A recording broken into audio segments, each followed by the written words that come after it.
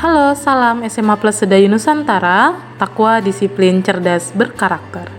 Dalam rangka memperingati Hari Ulang Tahun PGRI ke-76 di tahun 2021 ini, SMA Plus Sedayu Nusantara mengadakan kompetisi mengajar bagi seluruh guru di SMA Plus Sedayu Nusantara. Kompetisi ini bertujuan untuk menambah semangat mengajar dan juga upaya dalam meningkatkan kemampuan guru untuk terus belajar hal-hal baru dalam pengembangan kemampuan pembelajarannya. Nah, berikut adalah video kegiatan belajar mengajar yang disampaikan dari setiap guru di SMA Plus Sedayu Nusantara. Silahkan ditonton, kemudian dukung guru favorit Anda. Selamat menonton.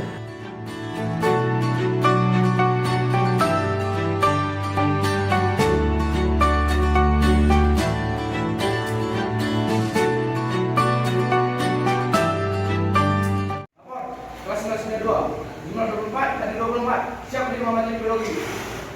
Laporan selesai. Lanjutkan.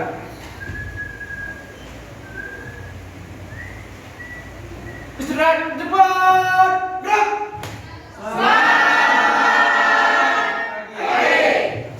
Baik, hari ini kita akan lanjut materi kita pada sistem peredaran darah. Sebelumnya sudah kita bahas mengenai sel-sel darah ya. Oke, jadi tujuan dari pembelajaran kita hari ini adalah untuk mengetahui bagaimana kita tahu golongan darah, bagaimana cara menggolongkan darah, dan juga bagaimana transfusi darah. Nah, sebelum kita masuk ke golongan darah, Ibu mau tanya dulu nih. Coba sebutkan siapa yang bisa mengenai pembagian dari sel-sel darah. Ayo, angkat tangan, yang bisa. Ada berapa pembagiannya? Ya, coba. Raja, ya, ada apa aja? Mengedarkan hormon ke seluruh tubuh. Ciri-cirinya tipe lengkap, tidak memiliki sel, umurnya pendek, sampai 120 hari. Ya. Jumlahnya 4-15 sel. Ya. Leukosit, Bu. Ya. Bentuk antibodi. Leukosit memakan antigen dalam bentuk padat. Ciri-cirinya tidak berat-berat, jumlahnya 5-7 sel, memiliki sel. Ya. Jadi sel darah putih, sel darah merah, dan trombosit. Baik, kita hari ini akan masuk mengenai golongan darah. Oke, sebelumnya ada yang tahu golongan darah ada apa aja?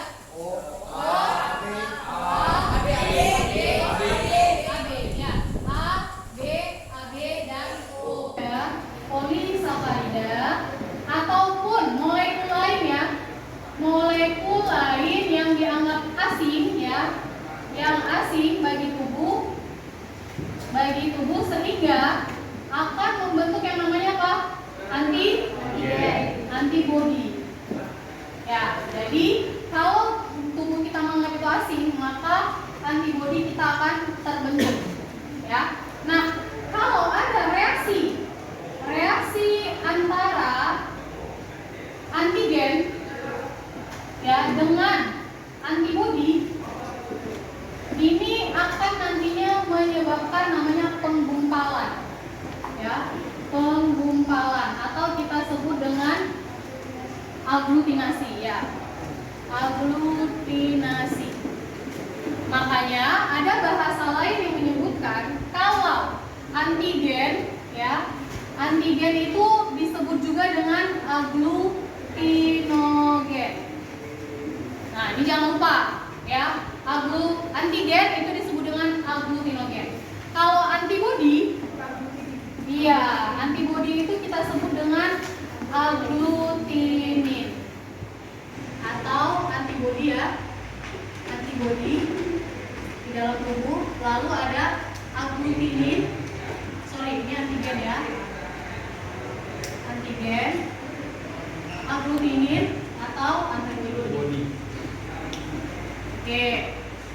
Nah, kalau golongan darah A ya, kalau golongan darah A dia memiliki agglutinogen A. Sama.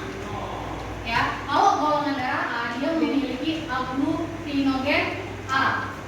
Tapi dia memiliki namanya antibody tipe B, tipe beta atau kita sebut dengan anti B. Kenapa? Karena dia kalau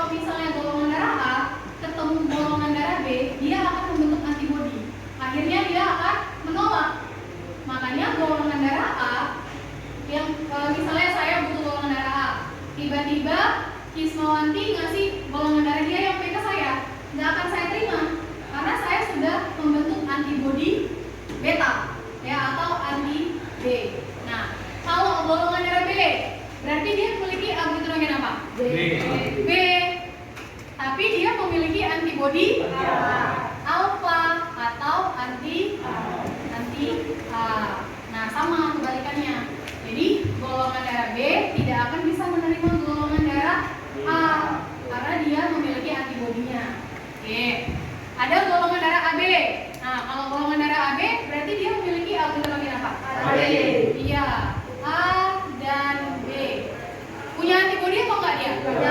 Enggak, karena dia bisa menerima semua golongan darah, baik A maupun B. Yang terakhir golongan darah O. Aglutinogennya tidak ada, karena dia bisa mendonorkan golongan darahnya ke semua golongan darah lain. Nah, kalau orang yang memiliki resus positif biasanya dia memiliki RHD, ada dia RHD-nya, ya.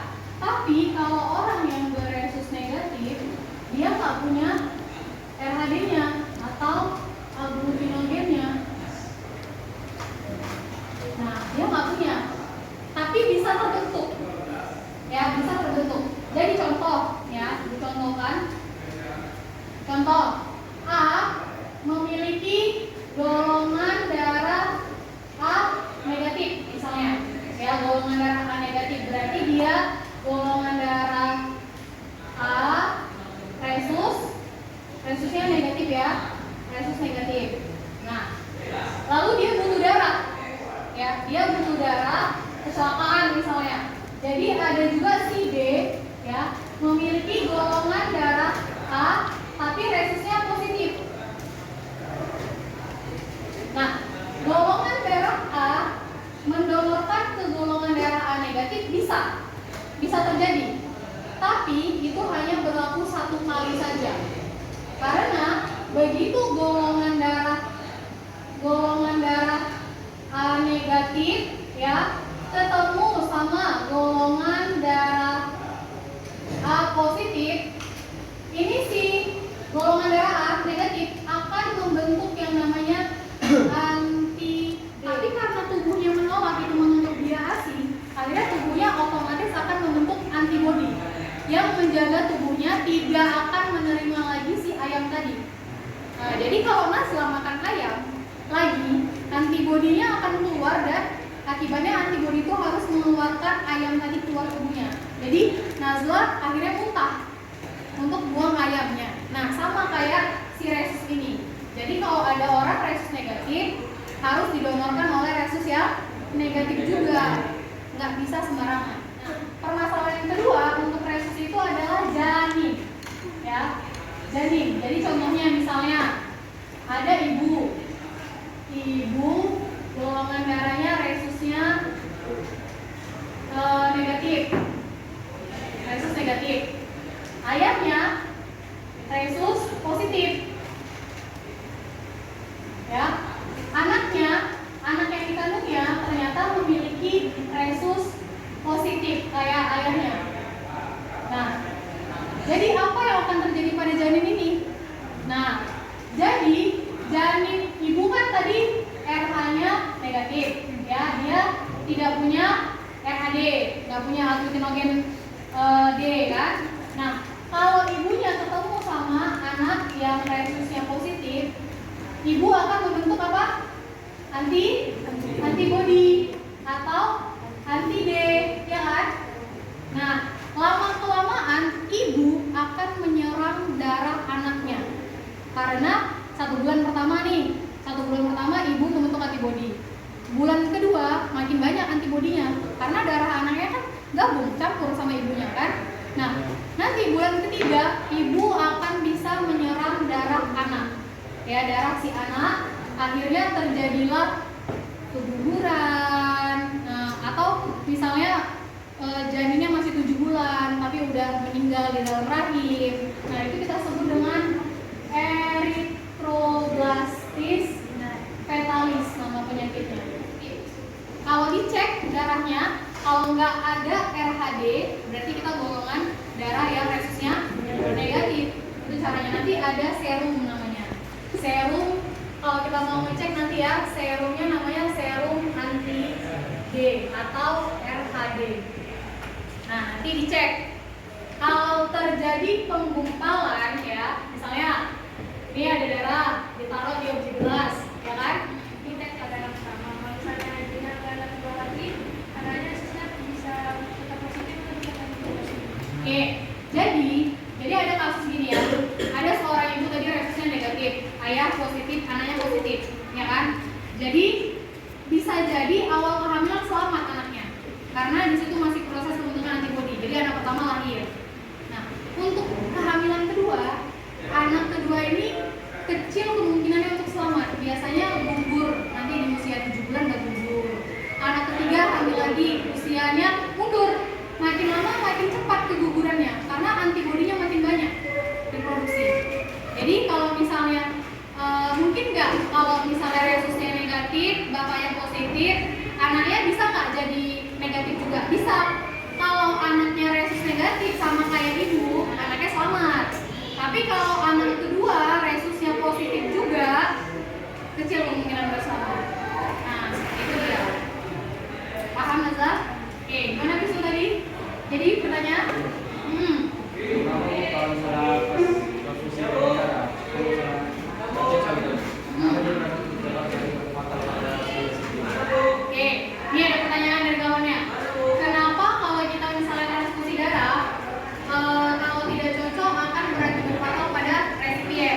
Itu jelas. Jadi, ini contoh ya. Tadi resipien, ada satu lagi donor, ya kan? Resipien butuh darahnya misalnya golongan darah A, ya kan? Donornya B. Ini ketemu nih, golongan darah B sama A. Golongan darah A ini bisa berakibat fatal. Kenapa?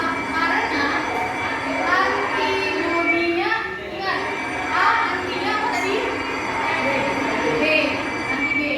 Dia akan membentuk antibodi untuk menolak B. Itu akan pecah karena antibodi ibu menyerang si darah argo. Nah, akhirnya pecah mengakibatkan keluar darah, bisa jadi pecah pembuluh darahnya, keluar pendarahan dan lain sebagainya. Makanya bisa jadi semakin banyak darah yang berbeda masuk, bisa jadi si resipien mati. Apalagi pada saat kondisinya sedang sakit, didonorkan yang salah pula, otomatis pasti sakit dia jadinya atau mati akibat fatalnya. Oke, gimana? Ada lagi pertanyaan? ya, tidak Bu. Oke, ada. Setiap ibu misalnya ibunya negatif, saya di sini, Belum tentu. Jadi kalau resus negatif, ibunya ayah positif, anaknya bisa negatif, bisa positif. Makanya kalau anak pertamanya resusnya negatif sama ibu, selamat. Nah, anak kedua negatif lagi, selamat. Tapi tiba-tiba kalau anak ketiganya positif, nah antibodinya ketemu. Bisa jadi anak ketiga selamat. Ada yang bisa menyimpulkan apa? Kira-kira dari golongan darah dan resus dan transfusi? Ada yang bisa memberikan kesimpulan kira-kira? Ayo jangan malu-malu aja, jangan malu-malu lah. Ayo, nggak apa-apa. Apa yang bisa kalian simpulkan dari materi kita ini? Kira-kira? Ayo, ada? Ayo mungkin Aristo bisa memberikan kesimpulan? Hah? Jadi bisa kita bilang bahwasannya golongan darah terbagi menjadi dua sistem golongan. Yang pertama ada sistem ABO, yang kedua sistem ABO. Oke, sistem ABO terdiri atau terbagi menjadi empat. Apa aja? Oke, resus RH negatif. Jadi kesimpulannya, ketika kita udah tahu golongan darah kita, kalau kita mau mendonorkan ke orang, pastikan pendonor itu benar-benar sama dengan kita. Atau kalau kita punya resus negatif atau positif, setidaknya kita harus sudah tahu bagaimana pencegahan jika jika kita sedang mentransfusi atau sedang hamil, ya. Jadi jangan sembarangan untuk mendonorkan darah ataupun menerima darah dari orang lain. Kelas 11 Mei 2 telah selesai menerima materi biologi. Apakah selesai? Bubarkan. Bubarkan.